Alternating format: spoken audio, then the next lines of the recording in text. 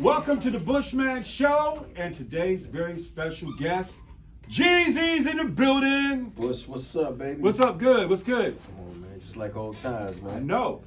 Last time I saw you was in L.A. Yep. BET. Yep. I was like, he remembers me, but he's thinking something's different about me. Yes. 110 pounds lighter. That's what it is. Yes. Congratulations, my brother. Thank you. I know you recently lost 60 pounds. Well, not recently. This was like in 08. 08, okay. That's when I started my journey. You started your training? Yeah. Okay. Now, when you lost to 60, how did it make you feel? Like a sex symbol. I'm not kidding. I watched my fan base go from, I don't like to call them fans, but like family. I watched, people that was coming out to support me, which was like, mostly like, street guys. Yeah. And then and they would be in the front row, like showing love. Right. And then after I started that journey and I lost that weight, it was like women in the front row. I couldn't believe it. It was night and day, bro. Well, yeah. I can testify to that. Yeah. I notice how people treat me differently now. For sure. And I'm 110 pounds lighter. Yeah. I can tell that my energy level, not just energy wise, but just energy, whatever I'm putting off, my aura is different. It feels good, Yeah, and it's crazy too, because I had to congratulations, by the way. Thank you. Because it's not an easy thing, but I had to figure that out too, because I had more energy to do things. My thoughts were clear. I was making better decisions. I was doing better business. I was making better music. You know what I'm saying? Yeah. Just like once you start taking care of you, everything else just falls into place. So I commend you on that, brother. Thank you, brother. For sure. And so when you went on this journey, was this when the book started, the idea started for Adversity for Sale? Well, no. So I was around that time is when I got my book. Meaning, like, one of my good friends was one of my mentors, gave me this book called Think and Grow Rich. Mm-hmm. And he's like, I'm telling you, you just got to read it. And I just remember sitting out. And this was around the pandemic. Well, 08 is when I had it, right, the book. But now it's around the recession. That's when I kind of wrote the recession, because it opened my mind up. When I started thinking about my book was around the pandemic. Okay. And I was sitting out reading Think and Grow Rich again. Gotcha. And I was just like, you know what? There's a lot of knowledge in this book, man. Yeah.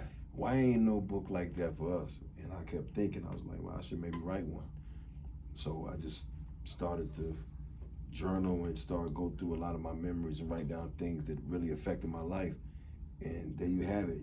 Maybe 6 months into it, I was done like the first 2 chapters, and I was like, I'm gonna get this done. Mm-hmm. And for me, I'm gonna keep it a buck. Like, all my music has been about pouring into the culture and to the people, and this is no different. You know what I mean? Because a lot of us have evolved and grown now. So we love the music, but we want to get another platform, another way to get the information. So I figured a book was the next best thing.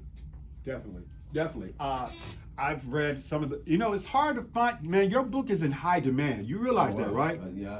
Dude, I don't know. Look, all weekend, I've been going from store to store, out. Why don't you try ordering online? I'm like, well, damn. But then I found excerpts from the book, and I've been reading the excerpts, and I was like, yo, me and Jeezy, this is not an interview. Right. This is therapy, what we about to have here. For sure. Because 100%. A lot of what you're writing about are things that I'm feeling right now. Things that I'm feeling, like I'm at a point in my career, because I've been here for some years. I'm gonna go ahead and say I've been here over 28 years in Detroit, doing my thing. I'm looking at where I should be and where I am right now. And I hope this don't get me in trouble, but I just want to keep it. If I'm helping somebody else who might be feeling and thinking the same thing I am right now, and what I'm getting from your book, then so be it. I think I should be here, but I'm here. But I realize when reading excerpts from your book, I still got plenty of time to get to here. Absolutely. I just got to focus and concentrate. For sure. So how did you come up with the plan? Did you write things down? I know you were journaling, but did you make a list of things? And then how do you pick when you start? I remember when I wrote my goals for that year, you know what I'm saying? And you're supposed to write things down. And by the way, if you can't find the book, it's everywhere books are sold, including Audibles. I did the audio book myself as well. so you can get it on Audible or Amazon, the audio book. When I started writing things down, right, and then I went back one day and I looked at my list of goals, and I had completed it without even thinking about it. And it was just like, including getting healthy, right? And I'm like, damn, you know, I wanted to do real estate. I knocked that out. I wanted to do this. I knocked that out. I wanted to get into politics as much as I could to help the coach. I knocked that out. I wanted to change coast and move to a different coast and be bi-coastal. I was doing all these things without even thinking about it, right? Because I had wrote them down. Okay. And manifestation is a real thing. Yeah. Right?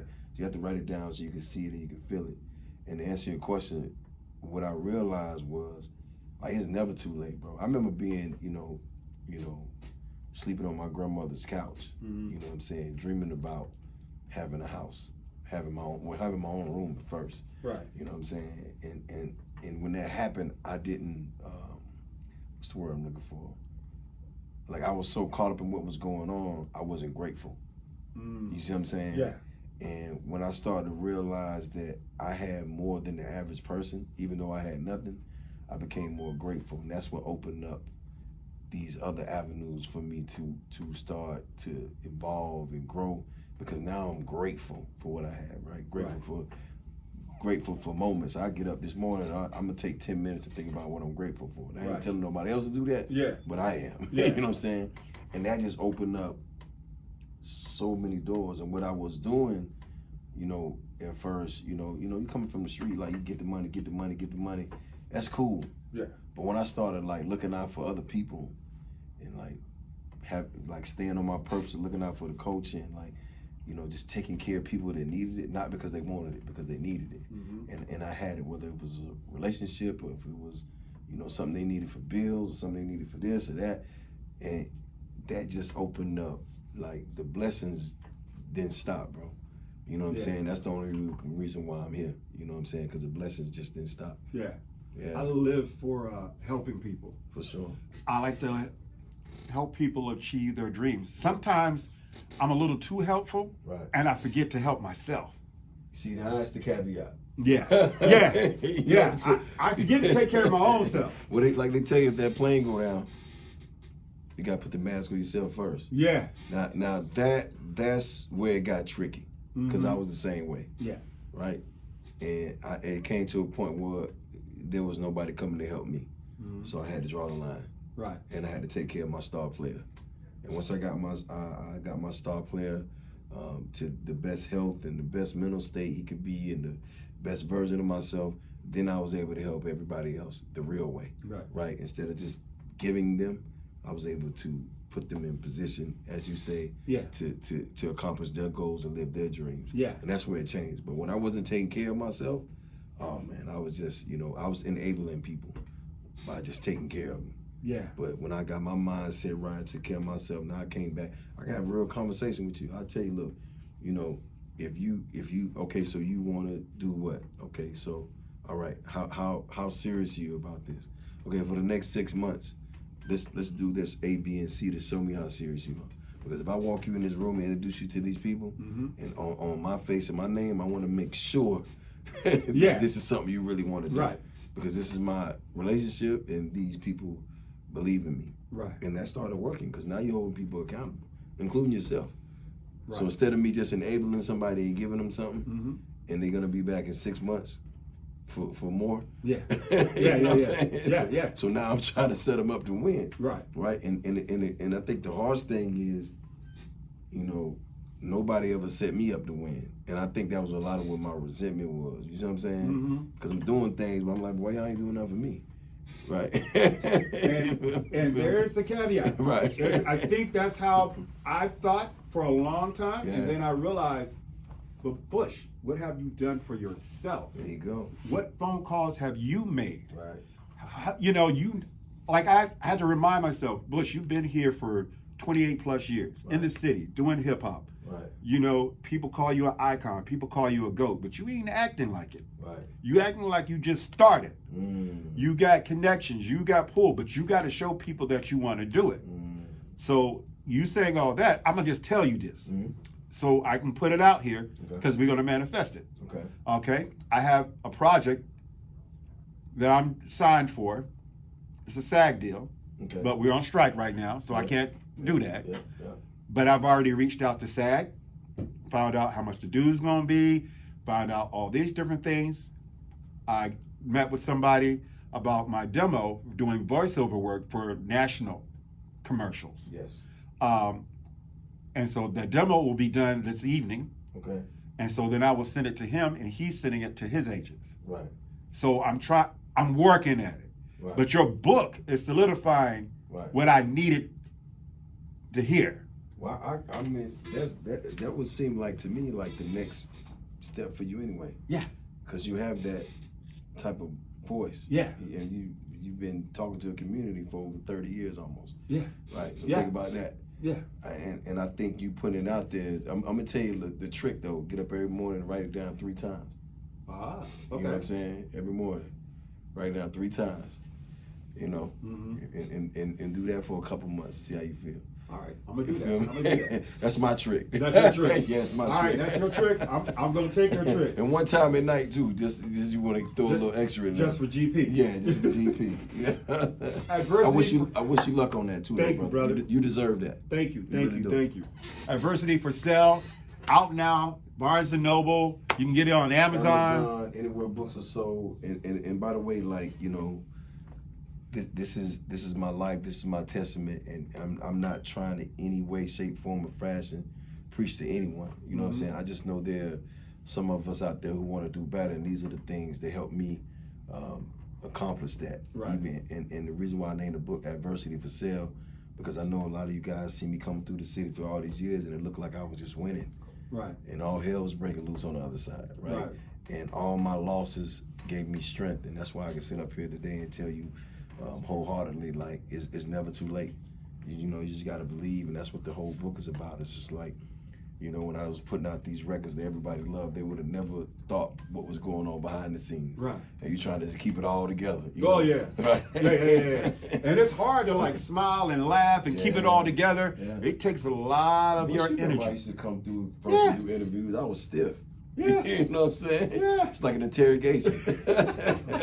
You know, I don't come out September 2nd. That's it. That's all I got. And then tonight we're at the Aretha Franklin Theater.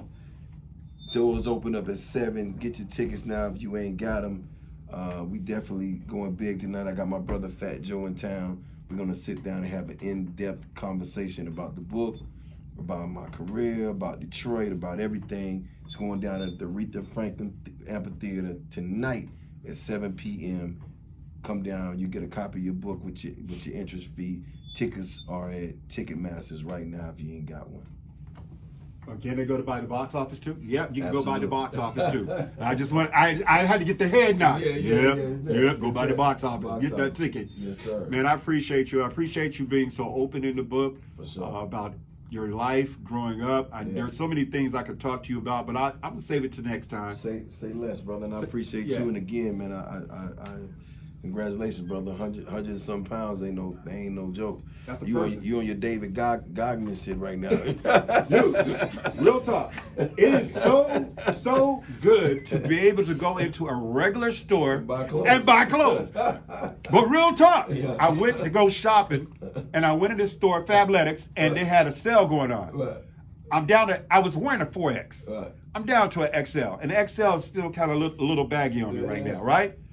Why did all the XLs gone? They gone. I'm like, what the hell? I did all this work out to be able to get the size I need. Oh, you got to order it offline now. That's what I did. I believe that's what I did. So I signed up for the app, and then they keep sending me. I'm like, this is Kevin Hart's fault because he advertised this, and now I got to keep buying every time I get a deal. Yes, sir. That's love right there, brother. Jeezy, don't forget tonight, Aretha.